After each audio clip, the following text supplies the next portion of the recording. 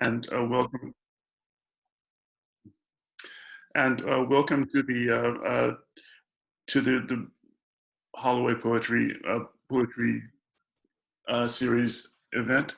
Uh, Bhanu Kapil is going to read this afternoon, and before Bhanu Kapil reads, Lydia Liu will read, and Mary Moosman will introduce Lydia Liu, and then Erica Higby will introduce Bhanu Kapil. I'll remind you. Hi. I'll remind you. I'll remind you that that Mo's Books, our partner in this, has books by Bhanu and all the Holloway readers in stock, and that Jess Lazar is putting into the chat a link to Mo's. And I'll remind you that the next reading will be on the 10th of November. That will be Bob Perelman, and it will be at the usual time, 6:30. And without further ado, I will ask Mary Moosman to introduce Lydia Liu. Mary. Thanks, Cecil. Hi, everyone. Am I heard? Am I hearable? Awesome. It is with delight that I introduce Lydia Liu as today's graduate student poet. But before I do, let me thank Cecil and Jess for organizing this semester's Holloway reading series, as well as others who do behind the scenes work to make these events possible. And of course, thank you to Bhanu Kapil for joining us from across an entire ocean. It was only after encountering a number of Lydia's poems that I learned that she studies fairness and decision-making. It was no surprise that this explained everything, for her poetry is studious, fair, and decisive. But this triangulation explains also where her poetry is most surprising, where it displays at once its axiomatic cleverness and judicious criticality. In one poem, for example, she describes blue as not a color you can have, and this is true. Blue eyes, like the blue sky and the blue ocean, are blue due to a lack of pigment. Blue eyes, skies, and oceans do not have their blueness. But what then does it mean to have a color? What does it mean for an eye color to be had, to be possessed? Or what sky colors, what ocean colors are the result of things had, or perhaps polluted? The judgment that blue is not a color you can have is not just about blue then, but makes us think about the greater impact that color can have. It is fair, we realize, for a poem to point these things out. But Lydia doesn't always require this editorial attention to detail in order to confer judgments. In that same poem, Lydia's speaker admits that the painter Botticelli was, of course, skilled, but then points out that, quote, he did not draw Venus with both nipples. Not that skilled after all. And there are even simpler judgments in her work, like realization is a bitch. She's right. I've buried the lead here. Lydia's poems not only render the fairest judgments, but they do so in relation to the most elusive problems, ones that we only recognize and only encounter in her poetry. Where is rain from? What is the problem of deer? And if the sex is sex, why not? To confer decisive answers to these kinds of questions is not an easy task, but Lydia makes it feel like working through impossible problems is possible. Her poems work through enigmas across them, and as we read her work or listen to it, we learn to draw upon all of our senses and to refine them. As an aside, let me say that this includes the sense of taste, and it's clear that Lydia has excellent taste. Her poems, in addition to making reference to Botticelli, make reference to Erykah Badu and Miles Davis too. One of her speakers even has a painting by Moreau in their bathroom. But I've buried the lead again. Lydia's skill as a Renaissance woman is unparalleled even by Botticelli. She's not just skilled in her poetry, for which she has won prizes at Berkeley and Princeton. She is also a photographer and polyglot and pianist. Her doctoral studies in computer science, which I framed in their broadest terms of fairness, are focused on machine learning and algorithmic decision-making, specifically in relation to societal impact and welfare. This means that she is thinking about the long-term impacts of technological innovations in artificial intelligence, anticipating unintended consequences and negative feedback loops, and is working on correcting things before they go too awry. If Lydia's research helps machines correct their course, her poetry helps us to correct ours, and in doing so, to become more prescient and more resilient. It's my pleasure to introduce to you Lydia Liu.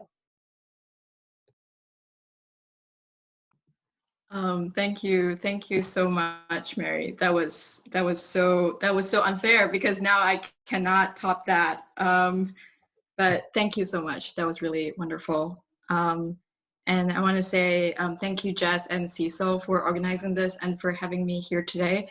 And thank you, Bhanu. I am so thrilled to be reading with you. And thank you, everyone, for coming. So I will read 5 poems today. So here goes. The problem of deer. Deer wander this place, warm to our music. There is the problem of deer, that is also the problem of wonder, and the problem of place, that is also the problem of music. The problem of deer is it one or many? If many, how many? If one, how? Is perhaps the problem of hour where am I? The problem of deer is I cannot give you deer. I cannot give you the eye of the deer. Where there is no deer, I cannot make. The problem of music is, can I make music even where there is no deer? In it can I make music, music that is not deer, that is not there. The problem there is not the problem of deer, warm and blooded. For the next poem, I'm going to perform a scene change to Singapore. And this poem has a note section at the end, which I will also read. The problem of deer in Singapore. And they want me from China in Singapore. I am from China in Singapore. My mother is from China in Singapore. Her mother is from China in China. Mother is from Modor in Old English. Modor is from the almost closure of the mouth. Poem is from the almost closure of the mouth. I close my mouth in Singapore. Almost no deer in Singapore. Almost no from. Notes. Deer, wild Samba deer, once thought to be extinct in Singapore since 1940, in the last decade have reappeared on highways in Mandai, home to the Singapore Zoo and Night Safari. Population. There are 1.4 million migrant workers in Singapore from South and Southeast Asia, many of whom work in construction and live in dormitories. As of 2020, the Ministry of Health in Singapore tracks COVID-19 cases in 3 categories: imported, community, and dorm. English. In 2019, Singapore celebrated the bicentennial of its founding by Sir Stamford Raffles, a colonial administrator. 1 hotel, 4 schools, 1 hospital, and 1 transit station bear his name. 2 statues mark the civic district. Water. At 3 cents per 1,000 gallons from the Johor River in Malaysia.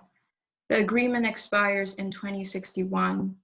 A Singaporean and a Malaysian walk into a bar. They argue over the price of water.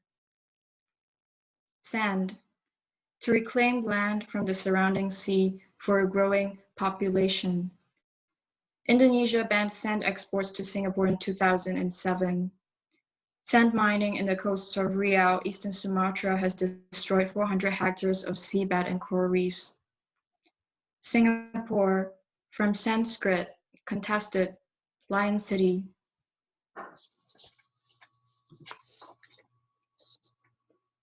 Next up, I'm going to read two poems that both title Studies. Studies 1. The world today is half ocean, half construction site. Everywhere wide open. I walk into a taco bar and the waiter asks if I like this. I want to tell him, touch me, I'm made of water. The tea takes me very slowly across the river. At the moment, there is no other choice.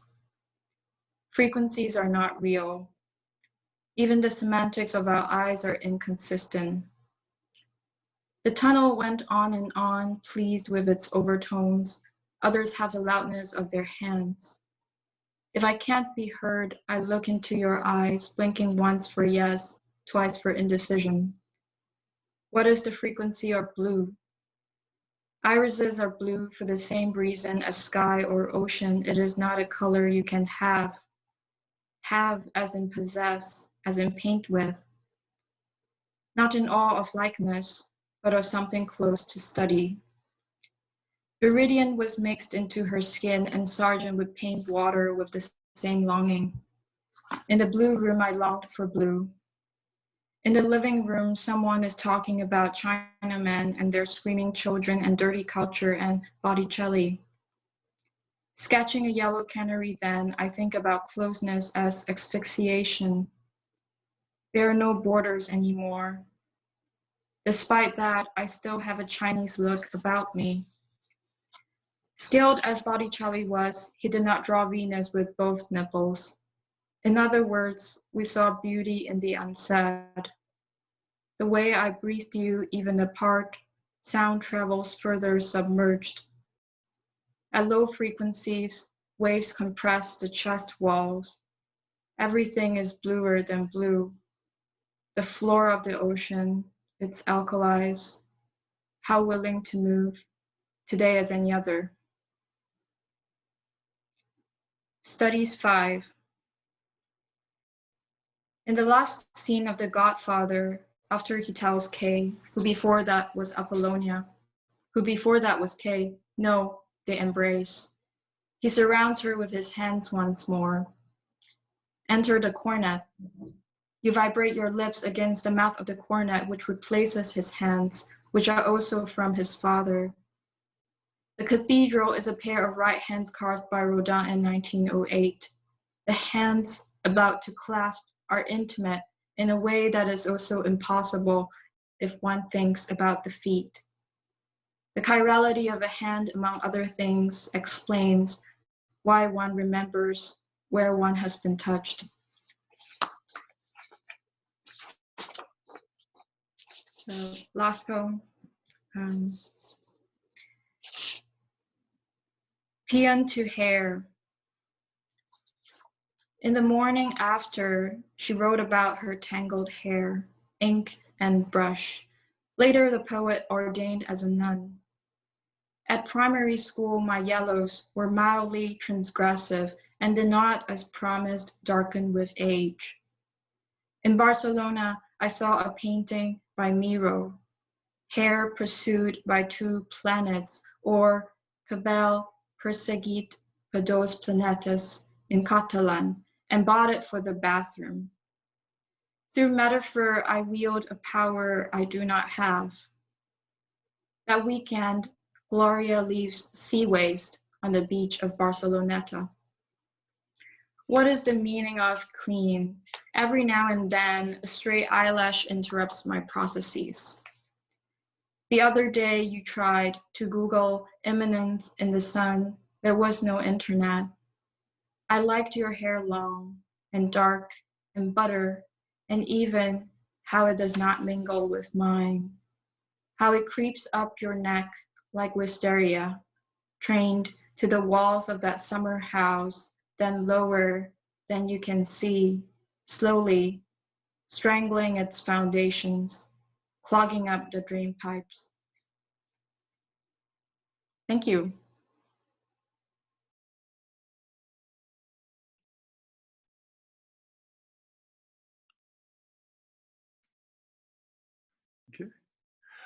Okay. Thank you, Lydia. and thank you, Mary. Uh, wonderful, wonderful, wonderful so far. Erica, uh, could you take us to the next reader? Yes, thank you, Lydia, for that reading. That was lovely. So thank you everyone for coming to this Mixed Blood Zoom event. The Mixed Blood Project invites to campus writers who are interested in talking about the relation between innovative writing and the languages of race. Today we have the pleasure of having Bhanu Kapil. Bhanu Kapil is a poet of body, memory, narrative, touch, sex, palms, attenuation, monsters, hazard, boundaries. What's the difference between a monster and a cyborg? Kapil's speaker answers, quote, "The monster is that being who refuses to adapt to her circumstances, her fate, her body, Great Britain." Kapil is a poet that gets up and goes on their own terms, with their own two legs. Kapil is part poet, part hitchhiker. In her poem, Collude, we are told, quote, "Don't collude with your inability to give or receive love. Collude instead with the lining of the universe." And further on in the poem, "Call me. This is a poem for a beloved who never arrived." She takes us alone to rooms in Humanimal. Quote, "I sat on the edge of a bed and tried to focus upon the memory available to me in the room, but there was no experience. When I opened my eyes, I observed Jesus once again, the blood pouring from his open chest." She asks us, what are the consequences of silence? Quote, "I am trying to write about something that is private to my family. Someone I love is gone." As readers, we are asked to notice our bodies and minds where violence, power, and uncertainty take their various shapes. I couldn't help but curiously look at interviews Kapil has done. In a recent interview about her new collection, How to Wash a Heart, Kapil names her inspiration as follows: "The culture of detention and family separation on the US-Mexico border, repatriation protocols in the UK, and the aggression towards minority populations in contemporary India are the water of this book, its background, radiation, or sky." Kapil says, "For me, this was also a way to write about the discrepancy between being in spaces that outwardly present themselves as inclusive, open to outsiders or minority presences, but which, in the lived experience of inhabiting them, is excruciating." Her questions expose the stark relationship between guest and host, fiction and borders, nation and space. She asks, yes, who gets to be in this imagined world? Who gets to arrive, and who, in fact, never arrives? Can a poem do some of the work of attending to these questions? Imagine a syringe that enters the culture to retrieve a lime or pink solution. Is this dosage? Is it a cure? Or is it titration? She is the author of a number of full-length works of poetry and prose, including The Vertical Interrogation of Strangers, Incubation, A Space for Monsters, Humanimal, Schizophrene, Ban and Benliu, and How to Wash a Heart. Kapil received the Wyndham Campbell Prize for Poetry in 2020. She teaches at Naropa University and in Goddard College's Low Residency MFA program. It is our honor and pleasure to have her here today.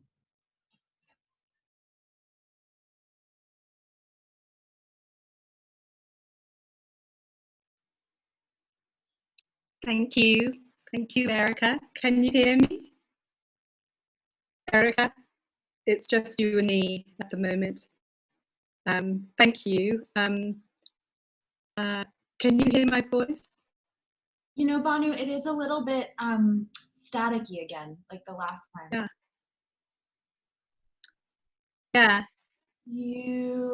Yes. I know that there was something in the news about very low winds in the United Kingdom or England, wherever this is, and how it was affecting the energy supply, but I don't know. Sorry, excuse me. Firstly, thank you, Erica and Lydia. And at the same time, I'm just, wondering about the scratchy fever. Well, no, not the scratchy fever, but like this fever scratch.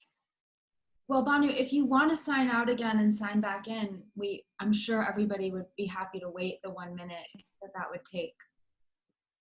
Yeah, I'll try it, and then maybe if everyone could make a cup of tea in the interim, if you could tell them about the tea. Yes, I'd be happy to tell them about the tea. Yeah, okay, I'll do that. Okay, great. Okay. Okay. So the tea is that yesterday at Bhanu's Mixed Blood Talk, she mentioned that she was excited to have the chance to read the entirety of this book that she's going to read today, because she envisioned that one would read it over the duration of a cup of tea. So if anybody wants to go make a cup of tea or grab a tall glass of water, now's the time.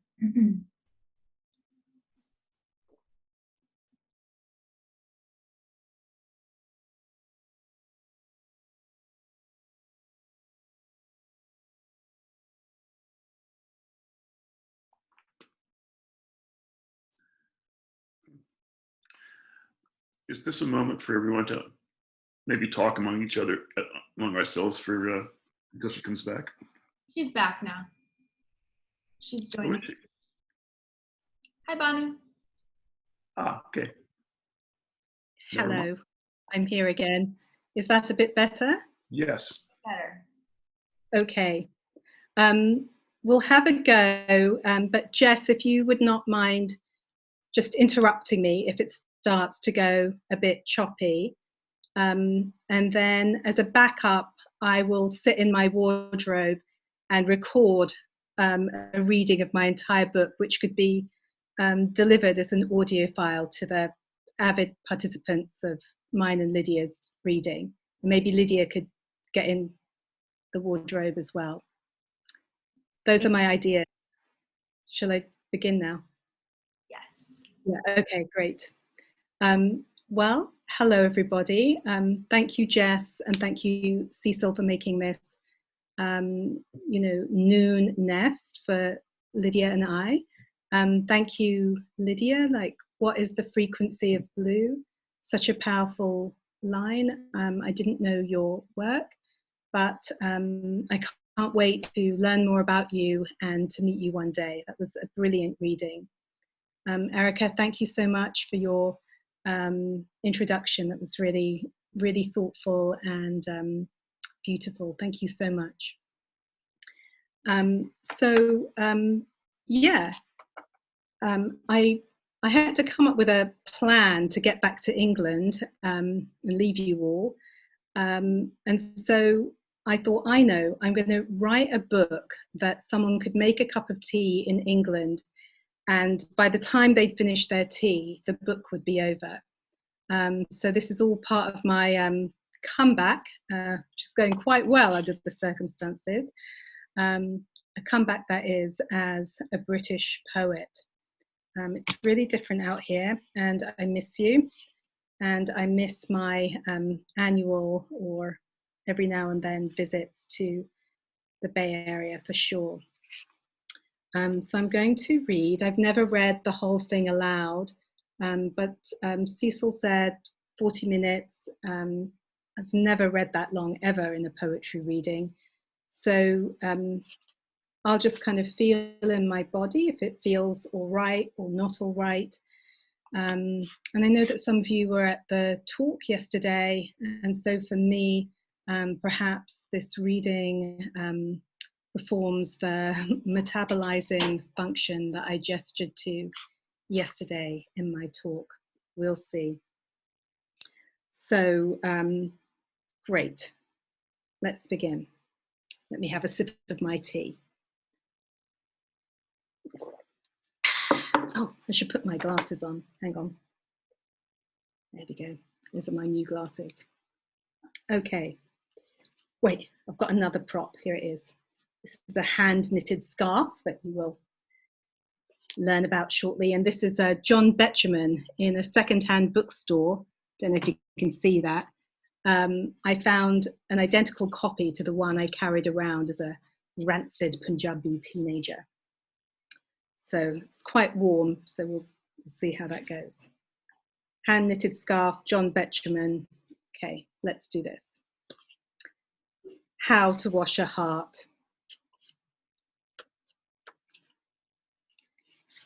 Like this.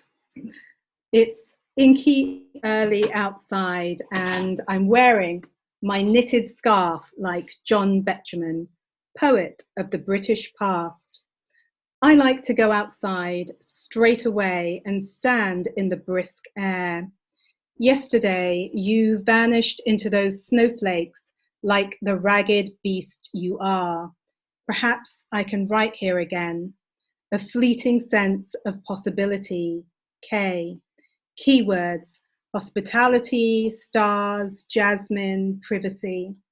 You made a space for me in your home, for my books and clothes, and I'll never forget that.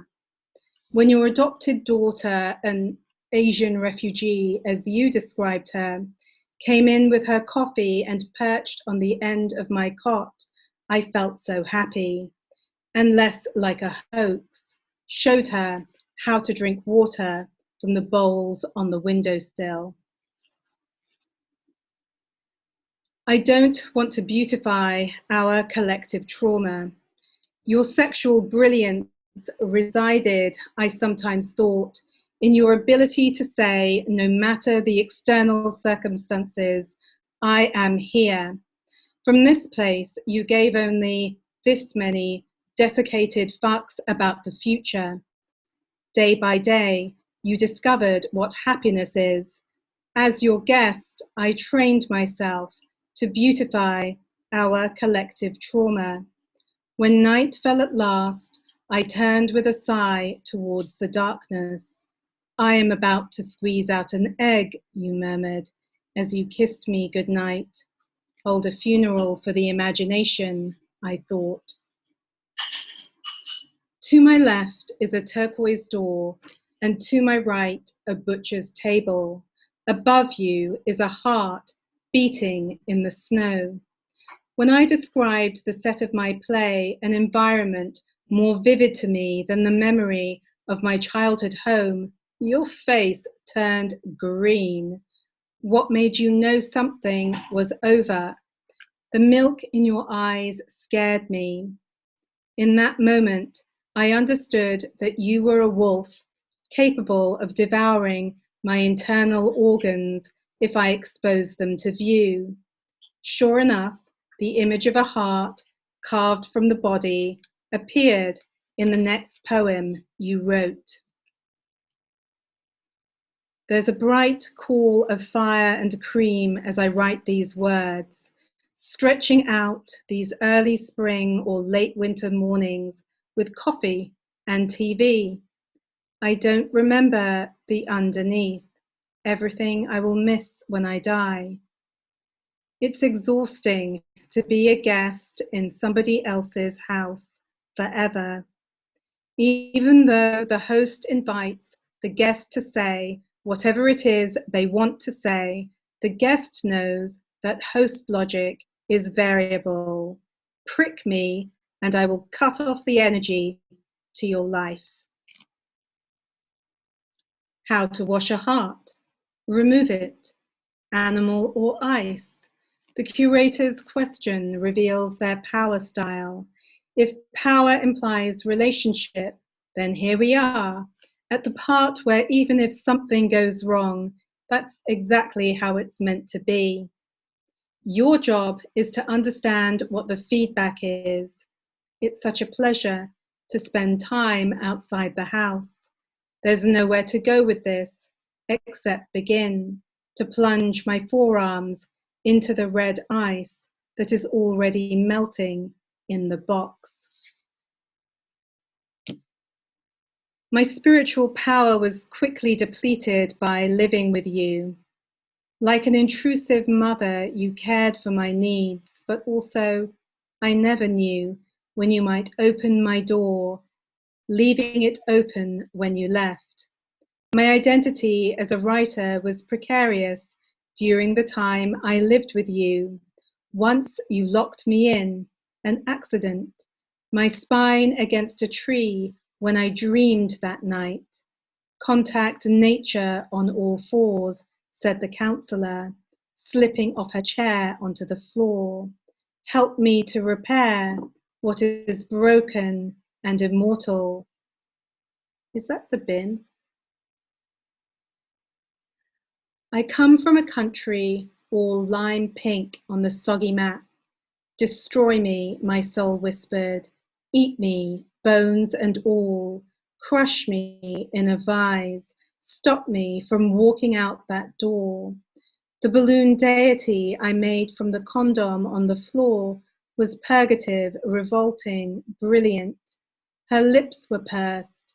It doesn't matter that you made so many mistakes, she said. Violence rots the brain. Go. I do not enjoy eating too much. It's so painful. The only remedy is the bitter herb that grows by a rushing brook. Oils, sugars, pearls, crushed diamonds, linens, and songs populate your crappy cabinets. Make a list of what you need, and I will get it, you ungrateful cow. This is what I need. The light and the heat and the yesterday of my work. A candle on the wonky table at dusk. How time migrates. The chalky blue flowers. I need something that burns as slowly as that, because living with someone who is in pain requires you to move in a different way. You bang the cup down by my sleepy head.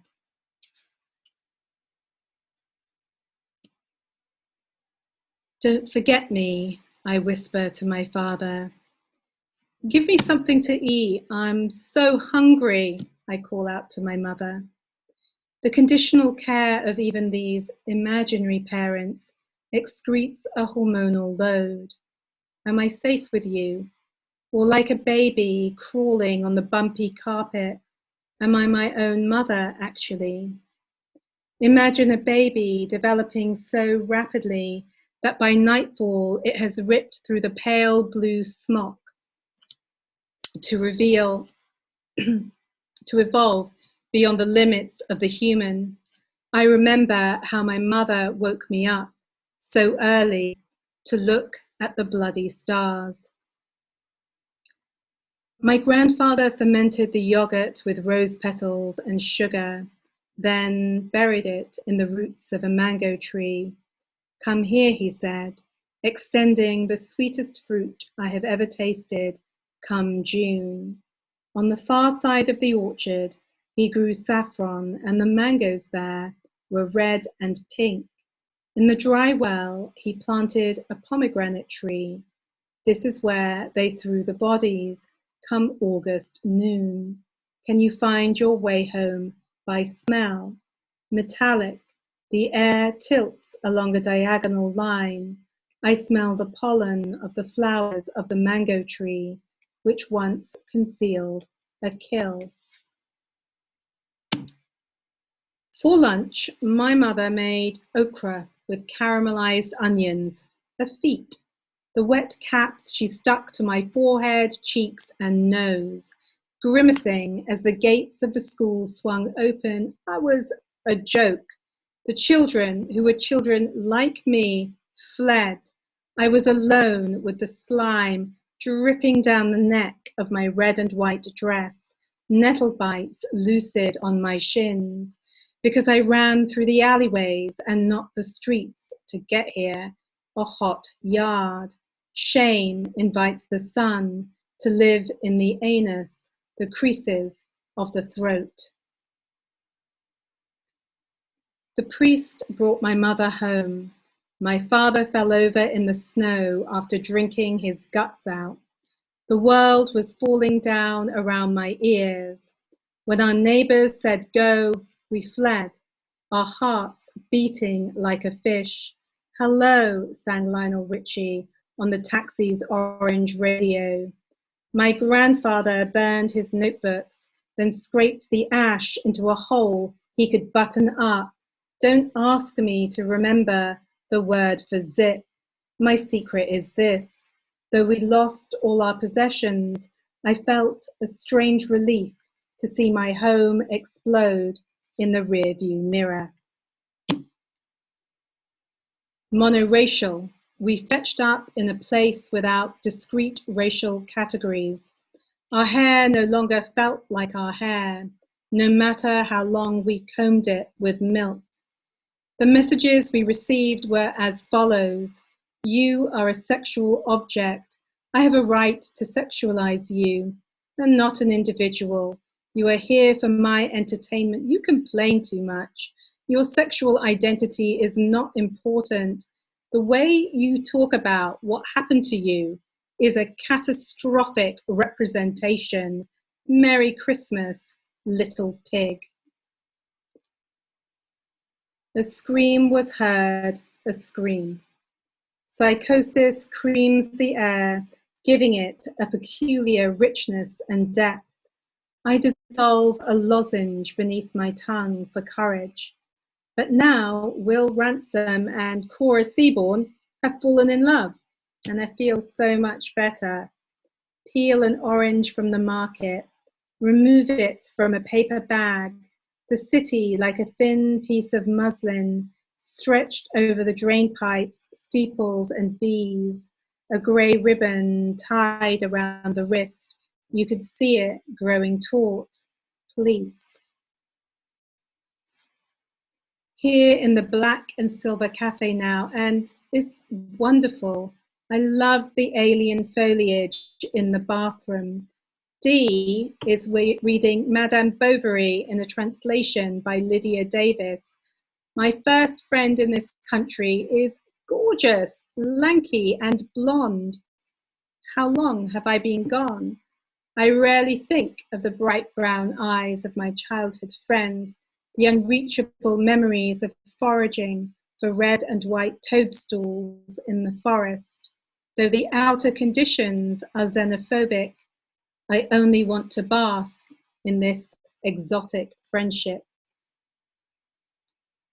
I was born feet first beneath a Lebanon cedar at 10:23 a.m. on a November morning, so long ago that many people who were alive that day, flinching from a sudden rain, no longer walk upon this earth. I'm going to take you by surprise. I'm going to make you so proud of me. When you watch my plays, your heart will make a circuit with a dense shadow in the upper part of the atmosphere.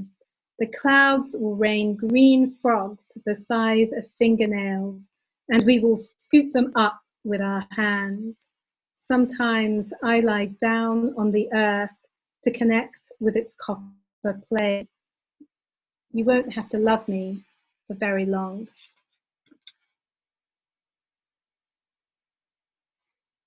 Tell me about your long journey, you said, that first day. Are your children white? I was confused by the question.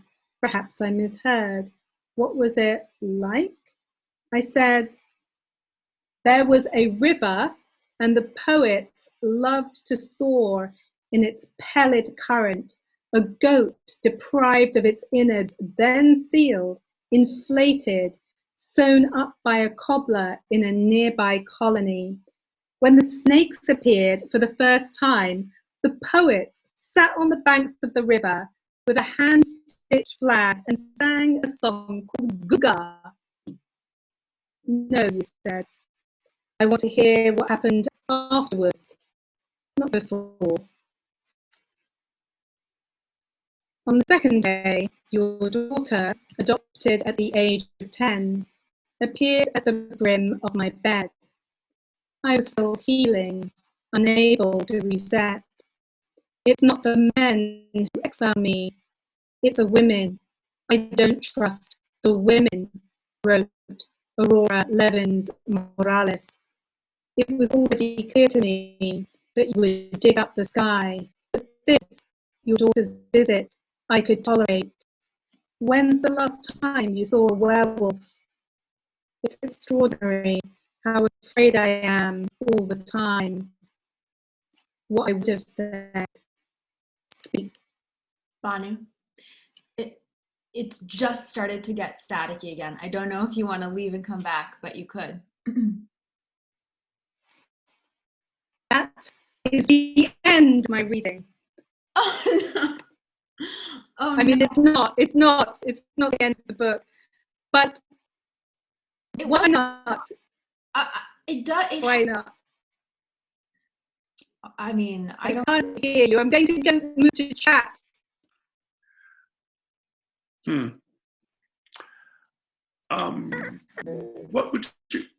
What would you like? Is it all over? I think Bhanu should leave and come back because every time that refreshes Ooh, I can't hear you. her static. It's okay. Can we do everybody's Zoom group chat? We can. Yes. Hold on, let me. So I can't hear you. I will communicate in an alternative way. Okay. So, are you going to leave and come back to us? Oh. Okay. Oh, okay. All right. What? Let's see how it goes.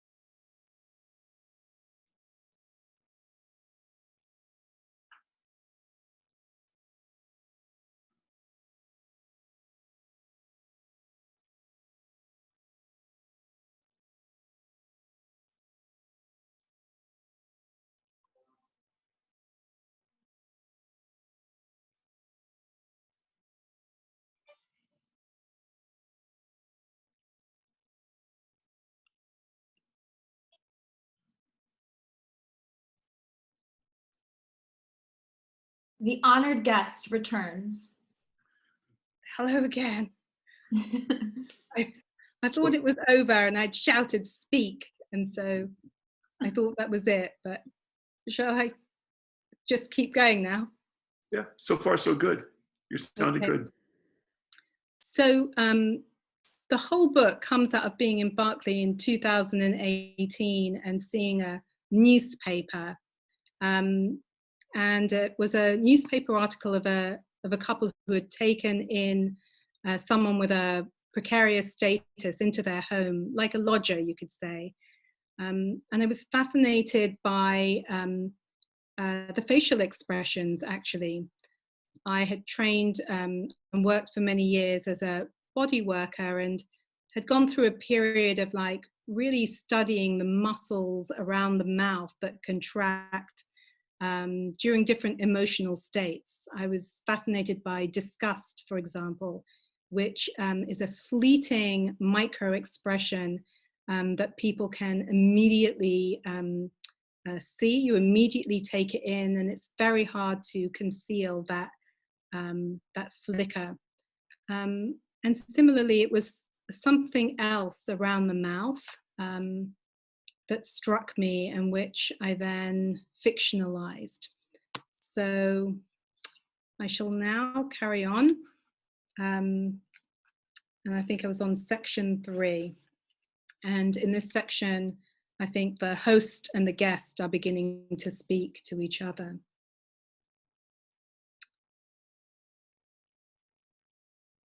On the third day, you invited half your neighborhood to glimpse the red leaf you had placed like a thing of beauty in the pudding basin of tap water by the door.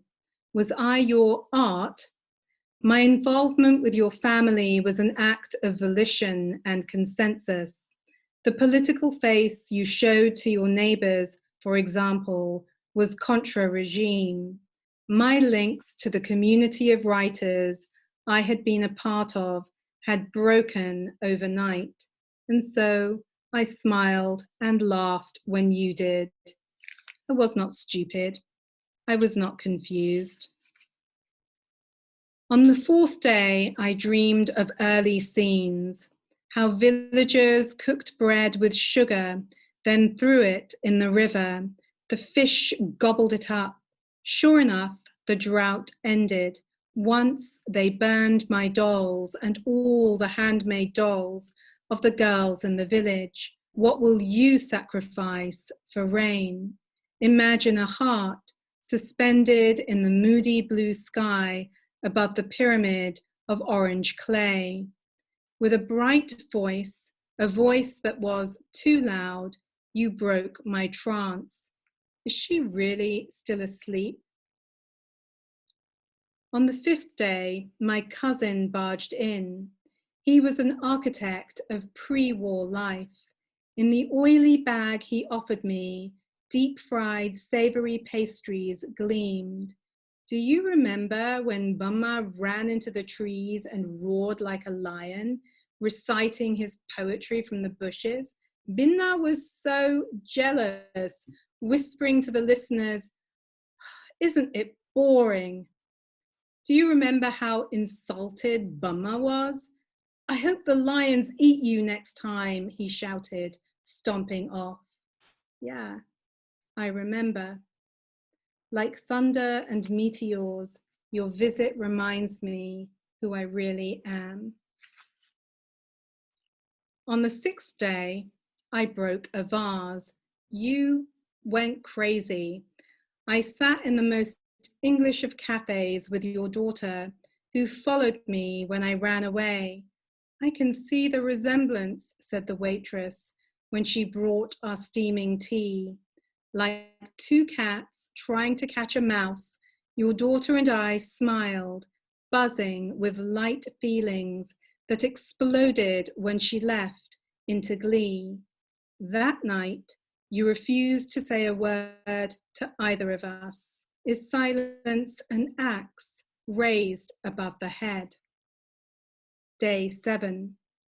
My father once leapt off a moving train, or perhaps it was slowing to a stop, to see the footprint of an ancient god embellished with vermilion powder and marigolds every morning for 1,000 years. Against the backdrop of eternal time, I pierce the space between my host and I with fakes. The wealth and property of my host require constant surveillance. Turning the corner, unsurveilled, I simulate the movements of an ape. On the 8th day, you try again. In the boutique, you buy pretty bras. I press the plush white towel to my cheek. This is titration, a few moments to feel like a complete human being. When you ask the question again, I'm caught off guard to such a degree that I want to fall to my knees and weep until you leave. But this is your house, and there's no law that requires what you're offering me to last or outlast the moment I crossed your threshold to eat this heaving plate of meat.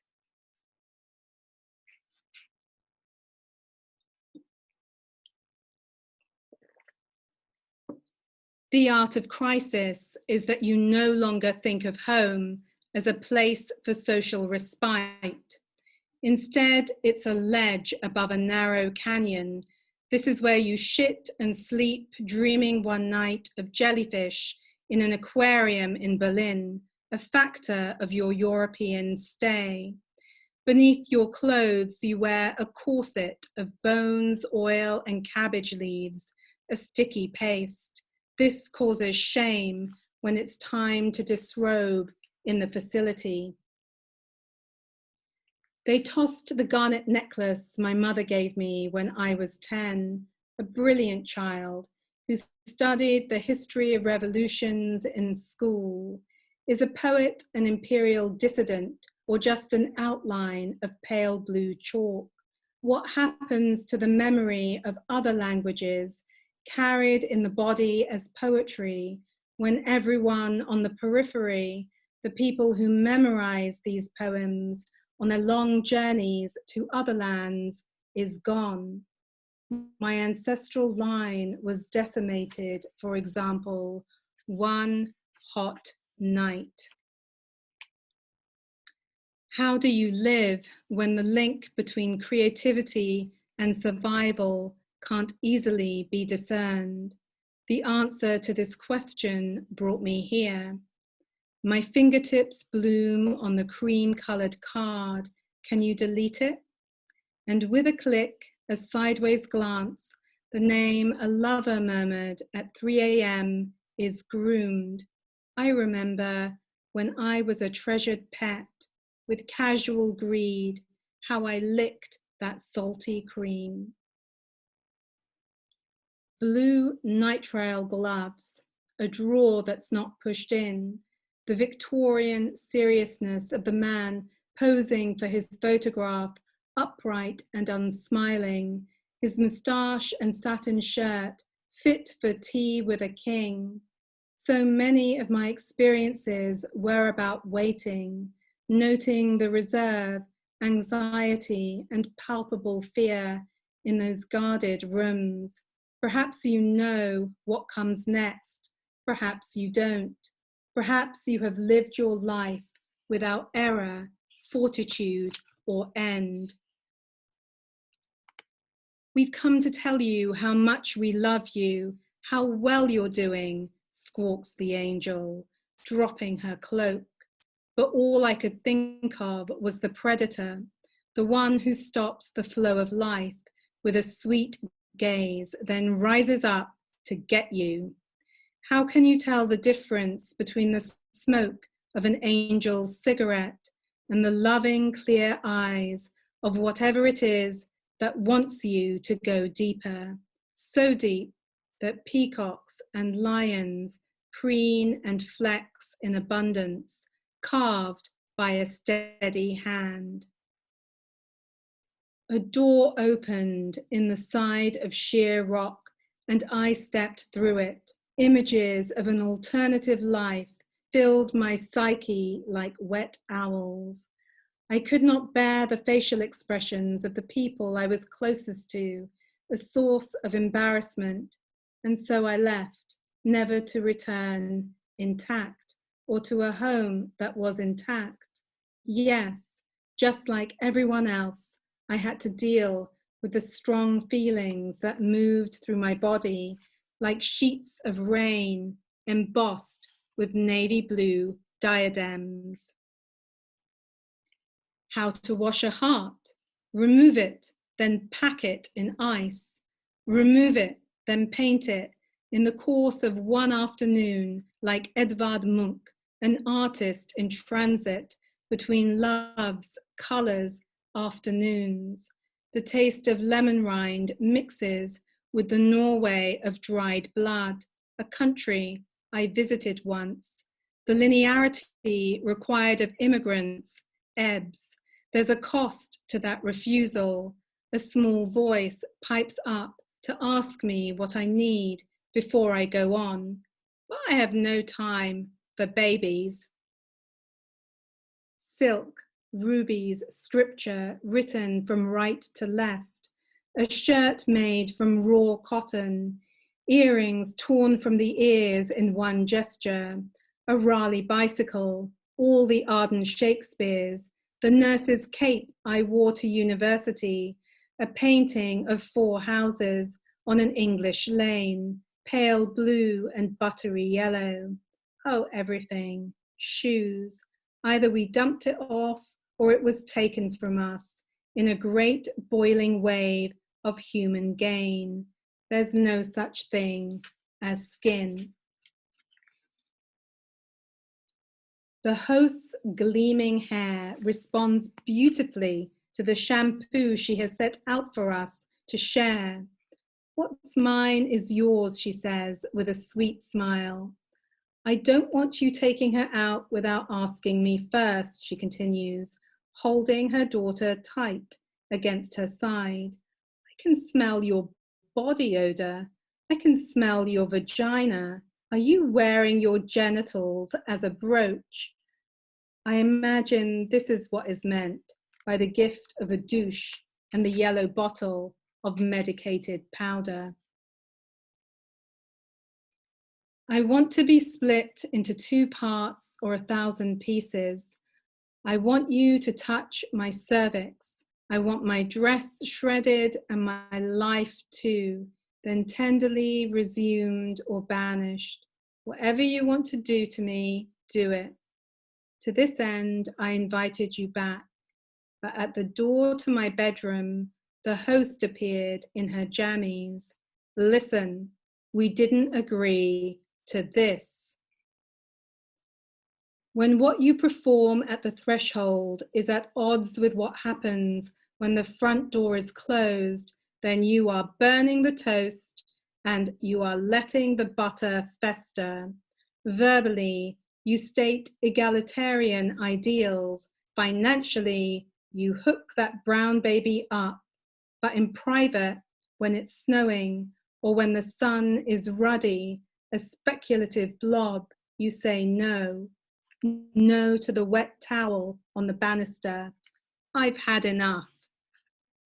The host-guest chemistry is inclusive, complex, molecular, dainty. Google it.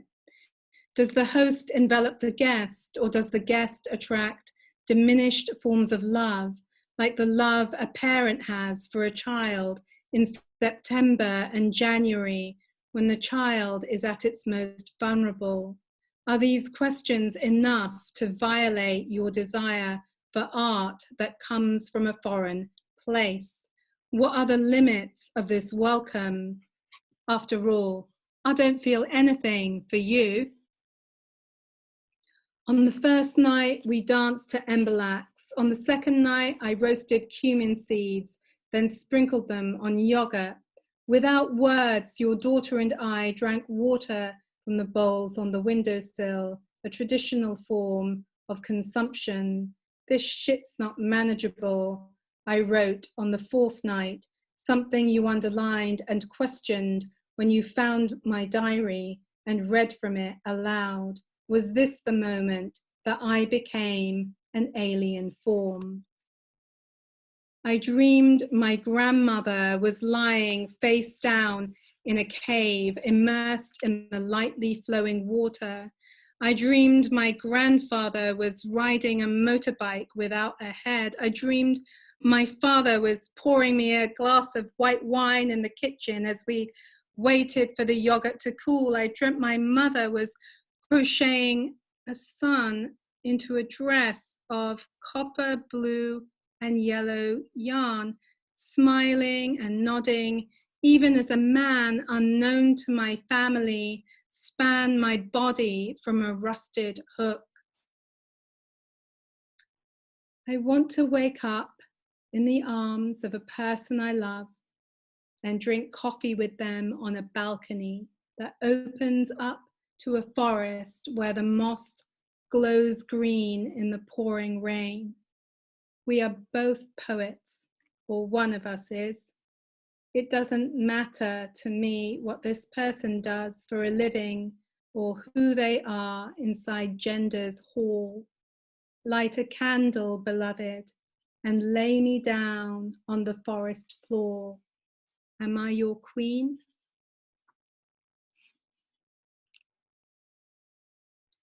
There's a knock on the door, there's a hand on my arm, your daughter is screaming, my eyes are on fire, there's a knock on my eye, there's a hand on my fire, there's a break in the scream is mine. My scream is at hand, it knocks on the land gives way, I suck the hole has a rim, and in these last moments, I clock the look that passes between you and the officer from the Department of Repatriation, and understand this is your revenge.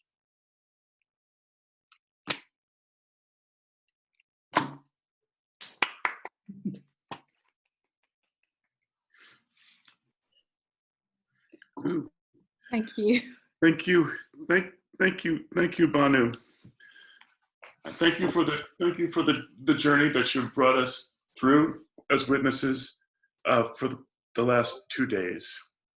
It's been a huge experience, and I can't speak for everybody, but I know that I will not forget it. And we'll talk in the future. I thank the introducers. I thank Mary Musman. I thank Erica Higbee. I thank Lydia Liu for her work. And it's been I'll plug my people. It's been a privilege to talk with Lydia and Mary and Erica about all of this. And it's been an incredible, incredibly wonderful to have had these conversations around this, and some in the past and some in the future, Bhanu, with you. And I thank Jess, and I thank all of you for coming to this event.